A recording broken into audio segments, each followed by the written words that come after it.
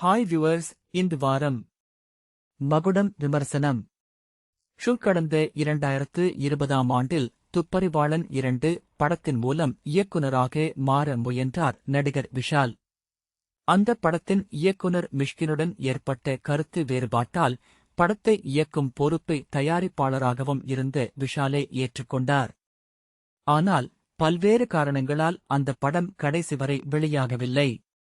ஏறக்குறைய 6 ஆண்டுகளுக்குப் பிறகு இந்த 2026இல் மகுடம் படத்தின் மூலம் ஒரு வழியாக இயக்குனராக அறிமுகமாகியிருக்கிறார். இந்த படத்துக்கும் துப்பறிவாளன் 2 படத்தைப் போலவே ஒரு பின்னணி உண்டு. அந்த படத்தைப் போலவே இதிலும் இயக்குனர் ரவி அரசு உடனான பிரச்சனையால் இயக்கும் பொறுப்பை விஷால் எடுத்துக் கொண்டிருக்கிறார். இப்படியாக இந்த படத்தின் மூலம் விஷால் மேற்கொண்ட இந்த விஷப்பரீட்சை எப்படி இருக்கிறது என்று பார்க்கலாம்.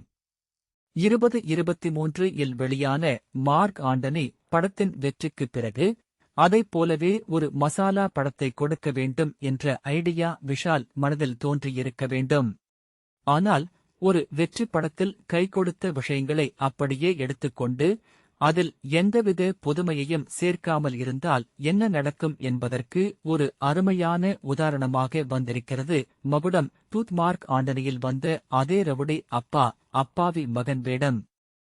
போதைப்பொருள், ஆயுத கடத்தல் என ஏற்கனவே பல படங்கள் வந்துவிட்டதால் விபத்தை ஏற்படுத்தும் போலியான கார் உதிரிபாகங்கள் கடத்தல், அதோடு சமூகத்துக்கு ஒரு மெசேஜ், கூடவே நாஸ்டால்ஜியாவை தூண்டும் இளையராஜாவின் பாடல்கள்.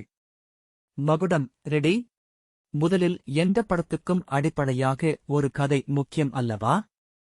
ஆனால் மகுடம் படத்தில் அப்படி சொல்வதற்கு எதுவுமே இல்லை. படம் தொடங்கியது முதல் குருட்டாம்போக்கில் காட்சிகள் அடுத்தடுத்து வந்து கொண்டிருக்கின்றன. நாயகன் அறிமுகம் ஆகி அவருடைய பின்னணியை நமக்கு உணர்த்தவே கிட்டத்தட்ட 1.5 மணி நேரம் எடுத்துக் கொண்டிருக்கிறார் இயக்குனர் விஷால். இதென்ன உலக சினிமாவா? ஒரு கமர்ஷியல் படத்தில் எதற்காக காட்சிகளை இவ்வளவு இழுக்க வேண்டும்? வேலை முடித்து வீட்டுக்கு வரும் விஷால் பைக்கை நிறுத்துவது, சாவியை எடுப்பது, செருப்பை கழற்றுவது, கழுத்தில் இருக்கும் டையை தளர்த்துவது, கைகளை கழுவுவது, சாப்பிட உட்காருவது என ஒவ்வொரு விஷயத்தையும் தனித்தனி காட்சிகளாக. புதிய இயக்குனர் என்பதால் சில குறைகளை கண்டுகொள்ள தேவையில்லைதான். ஆனால் விஷால் போன்ற பல ஆண்டுகள் சினிமாவில் இருந்த அனுபவமுள்ள நடிகருக்கும் தயாரிப்பாளருக்கும் மக்களின் ரசனை ஓரளவாவது தெரிந்திருக்க வேண்டாமா என்ற கேள்வி எழுகிறது. தமிழ் சினிமா ஏற்கனவே பல ஆண்டுகளுக்கு முன்பே தூக்கி எறிந்துவிட்ட சில பழைய யோசனைகளை மீண்டும் திரையில் கொண்டு வர வேண்டிய அவசியம் என்ன? சரி, காமெடியாவது கை கொடுத்திருக்கிறதா என்று பார்த்தால் தம்பி ராமையா வரும் காட்சிகளில் ஆயுள் நம்புறது, ஏமாத்துறது, ஏன் மாத்துறது போன்ற வார்த்தை விளையாட்டுகளை வைத்து எழுதியிருக்கும் வசனங்கள் எரிச்சலை ஏற்படுத்திவிடுகின்றன. கதை எந்த திசையில் செல்கிறது என்பது புரியாமல் ஓடிக்கொண்டிருக்கும் போது நம்முடைய கவனமும் திரையிலிருந்து எங்கெங்கோ செல்கிறது.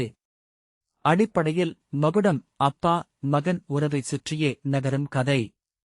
முதல் பாதியில் கிருபாகரன் என்ற மகன் விஷால் எந்த வம்புக்கும் செல்லாத சாதாரண நடுத்தர வர்க்க குடும்பத் தலைவனாக வருகிறார்.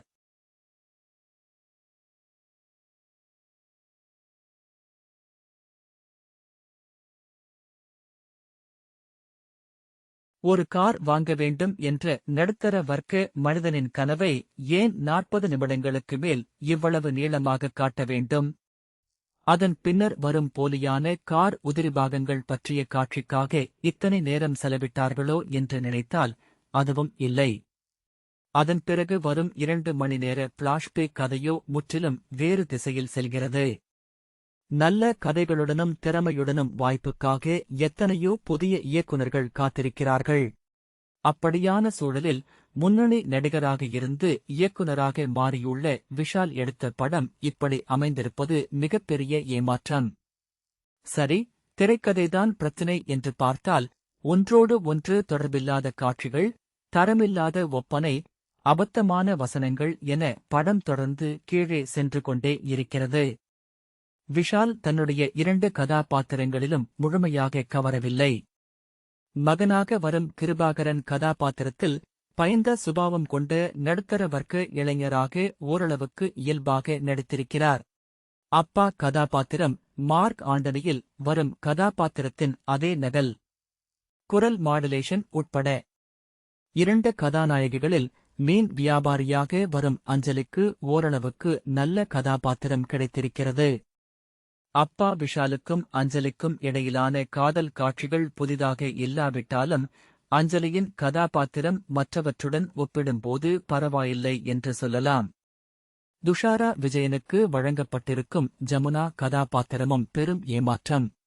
2 குழந்தைகளுக்கு அம்மாவாக வரும் அவருடைய கதாபாத்திரத்துக்கு ஒரே ஒரு முக்கியமான வேலைதான் கொடுக்கப்பட்டிருக்கிறது, அது சாப்பிடுவது. ஜி.வே. பிரகாஷின் இசை உள்ளிட்ட எந்த அம்சமும் இந்த படத்தை காப்பாற்ற முடியவில்லை. 3 மணி நேரத்துக்கும் மேலாக ஓடும் இந்த படம் பல மோசமான படங்களால் கூட செய்ய முடியாத ஒன்றைச் செய்கிறது. படம் பார்ப்பதையே ஒரு தண்டனையாக உணர வைக்கிறது. பல ஆண்டுகளுக்கு முன்பே தமிழ் சினிமா கைவிட்ட பழைய கதையையும் பழைய காட்சியமைப்பையும் ஒன்றாக சேர்த்து இந்த ஆண்டின் மிகவும் சலிப்பூட்டும் மசாலா படங்களில் ஒன்றாக முடிகிறது மகுடம்.